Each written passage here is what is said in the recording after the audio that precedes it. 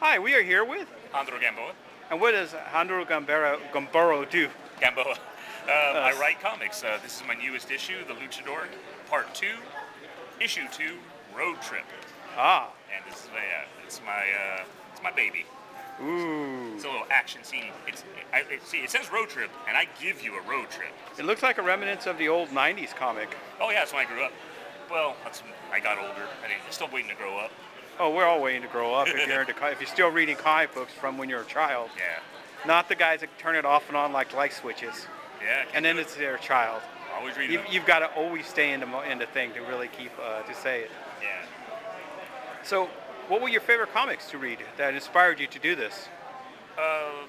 I started with a lot of Disney comics, and then as I got older, Carl Barks' Uncle Scrooge? probably, yeah, like, it's so long ago, but I'm pretty sure. You're the like, first person I've heard says Disney. Usually people say Archie or newspaper. Archie came pretty close to second, but I had a babysitter that had hers, and she was from England, so she had these. They look different. Yeah, that's why they're like about the size of this print here. yeah, they're And they're made out of, they don't have the hard covers or glossy covers. and they were neat because I was learning to read around that time, and those kids comics. And I was just in a panel where I talked about this. And in kid comics, like Donald Duck would be digging a hole, saying, "Well, I'm digging a hole," so you'd associate the words with the action, which is good for when you're learning to read. Yeah, it's like see the dog run, but when you see a comic book character say it, you tend to retain it better. Yeah. Because when I was a kid, I had a hard time reading, and they told my mom and my dad, they go, let him read comics. And they go, but aren't those bad? They go, yeah, technically they're considered bad, but if he's reading them, it's better to have him read than Reading's to. reading. Yeah, that's what they said. how. Reading's reading. And that's the way he looked at it. Yeah. So, who was your favorite character then? Oh, it's always Ben Grimm, the Thing. Oh, I love Ben Always Grimm. my favorite. Never been bad in like 50, 60 probably years at this point. Never turned bad. Never had an angsty period where he's like out of control or whatever. Never been. He's angsty. He's angsty, but I don't. But he's angsty because he doesn't fit in. Yeah, it's. And I think that's what's relatable with the character. I meant he never just had like now I'm the dark Ben Grimm. And, No. He's just the guy. Yeah. Like I remember because I worked for Comic-Con and I was talking to some of the creators of Civil War. They just got him out of the story because nobody wanted to make him take sides. They just said he's going to France to stay out of it. I'm like, Yeah, even in the comics he said that too. yeah, he's out I'm out. I don't want to take sides. I don't want to fight my friends. because he's the Thing. The ever-loving Blue Eye Thing, always my favorite. Close second, Daredevil. And I never liked Daredevil. Yeah, for him it's who's creating him. Like Frank Miller did a great job with it, but then everybody's trying to be Frank Miller. Another character that's like that is the Punisher. Yeah. Punisher, when he's done right, he's really, really great. When he's done, Have a look. These are my reader copies. Let me know if you have any questions. when he's done by a writer that doesn't know what he's doing, he's really, really not. Yeah. I kind of like what they're doing with him now to kind of take him from the control of people that completely miss the point. You're not supposed to cheer for him. He's. But the problem is, if you don't want people to cheer for him, you should have never promoted him as a hero. Yeah. Well, people took him that way, but like even in his first appearances. He was a villain. Yeah. He was hunting Spider-Man because Spider-Man was a menace. It was the 80s, and it was just a bad time for a lot of people. So he became like Charles Bronson was a hero. He's even said, Death Wish, I'm not supposed to be the good guy. You're not supposed to cheer for me. But by the time you get to the fourth Death Wish, you do cheer for him. By then it's a comic book and not a good one. Yeah, but they're still fun to watch. Oh yeah, I love the one where they fought the Nazis. That was a good one. Charles Bronson had very entertaining movies. Yeah. And he tended to play the villain. Even in the Dirty Dozen, you're not supposed to cheer for those characters. Yeah. Other than Lee Marvin. I loved him in Once Upon a Time in America. I think that was my favorite Charles Bronson. It wasn't his movie. It was one of those ensembles, but I think that was his best character. Harmonica Man. Harmonica, yeah. I have that one. It's a good one. And what makes that movie great is Henry Ford is the villain. Oh, Henry Fonda. Henry Fonda. There Yeah, he's the villain, and you've never seen him play a villain, and he's so bad in it. Yeah. Not in a bad He's- way, oh, but yeah, in a he's, good. He's good at being bad.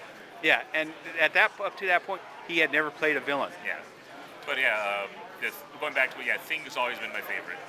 Just a good guy doing good things, and sometimes. I liked Superman, Spider-Man, and then The Thing and Punisher, As and far as- Conan the Barbarian. In DC, I liked Green Lantern.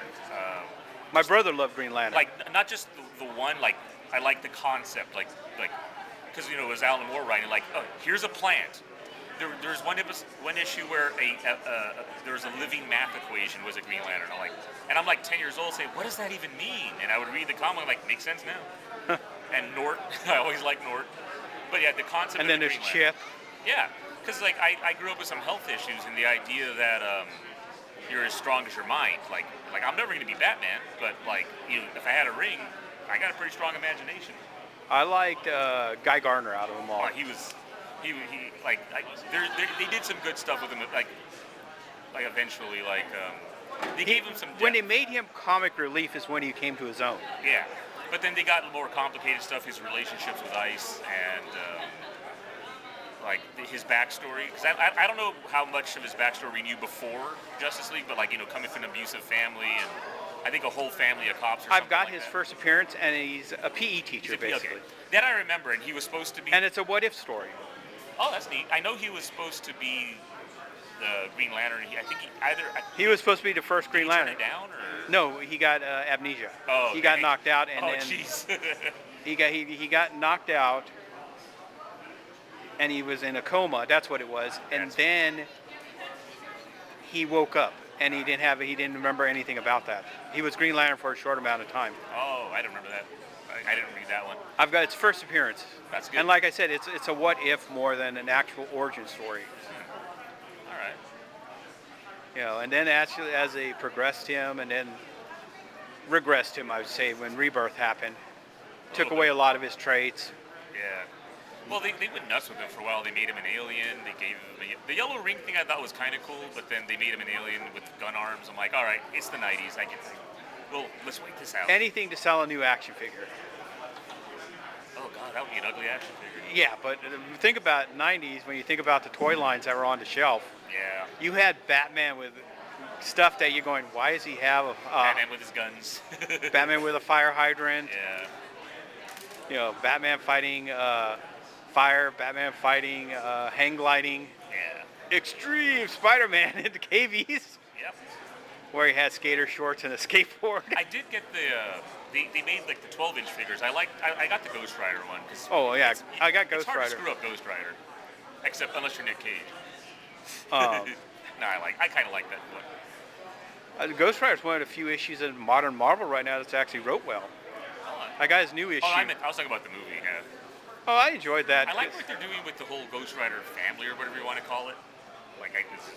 There's more than one person involved in all that. But going back to Ghost Rider with Nick Cage, I enjoyed it because it's kind of a homage to the Evel Knievel movie by the orange guy, George Hamilton. Oh, that's right. I remember that movie. Yeah, and I found that in a dollar store. I forgot he did in one of those dollar movie bins. I forgot he did an Action Star. Yeah, and it's the an autobiography of Evel Knievel. And then you see Evel Knievel's action film. It's like watching one of those TV pilots for a superhero show. $1 Million Man. Yeah. But so, what characters did you used to read as you got older? Because everyone's taste changes. From guy, did you stick with the Green Lantern or? I started working in a comic book store, and I would read. I don't want to say more mature, but just different stuff like Dan Klaus, Ghost World, stuff like that. And I was like, oh, comics can just be about people. I like that.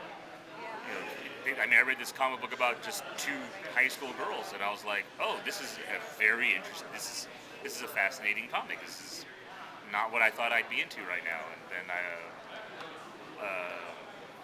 kind of like when you got to go back even further than that, you had Elf's Quest, which opened the door, and Elf's Quest. Oh, Elf Quest. And then you had the one about the stripper Animorphs. I'm not thinking of its name right now. Omaha, the cat dancer. Oh, that one. Oh, yeah. If you get over the fact that it was a adult comic, It was actually a well done story.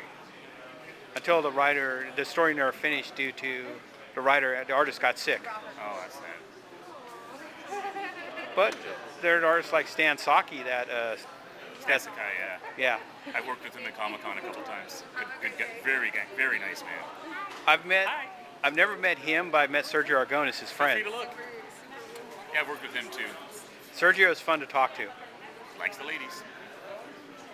Well, his comic books, you could tell his story. Well, I just mean like whenever I get assigned to him, he's nice, but he's like, "Where's Soshi? Where's these other girls?" Like, I'll send them by. Yeah, that's the first issue. Feel free to look. These are the reader copies. Get your fingers all over them. But we'll end it here since your table's getting busy. All right. Well, thank you. Thank you. Appreciate it.